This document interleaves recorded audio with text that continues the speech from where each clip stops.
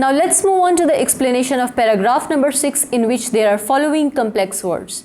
The first word is dripping, जिसका उर्दू में मतलब है टपकना, while in English it means dropping or falling. The second word is dash, जिसका मतलब है तेज़ी से दौड़ना, यानी कि run. The third word is daybed, जिसका उर्दू में मतलब है ऐसा सोफ़ा जो बिस्तर में तब्दील हो सके, while in English it means a couch that can be made up into a bed. The last word is frowned, जिसका मतलब है बमें चढ़ाना, यानी कि glare और stare. So basically paragraph number 6 में ये होता है कि रॉजर के चेहरे से पानी टपक रहा होता है और वो टॉवल से उसको सुखाता है, लेकिन उसको समझ नहीं आ रही होती कि अब वो क्या करे, तो वो बार बार उसको सुखाने ही लगता है, यानी कि वो टॉवल से अपने फेस को ड्राई करता है और फिर वो पीछे मुड़ के देखता है तो दरवाज़ा खुला होता है. अगर वो चाहता तो वो भाग सकता था, लेकिन वो नहीं भागता, यानी कि हमें ये बताया जा रहा है कि यहाँ पे वो उस औरत पे ट्रस्ट करने लगता है.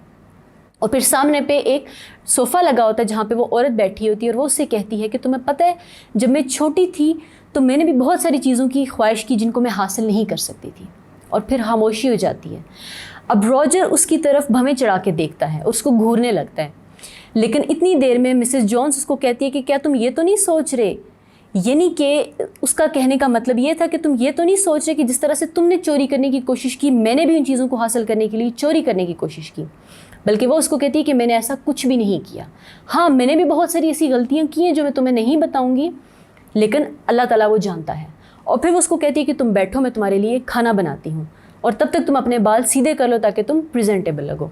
और यहाँ पे पैराग्राफ नंबर 6 ख़त्म हो जाता है. I hope you have understood this explanation.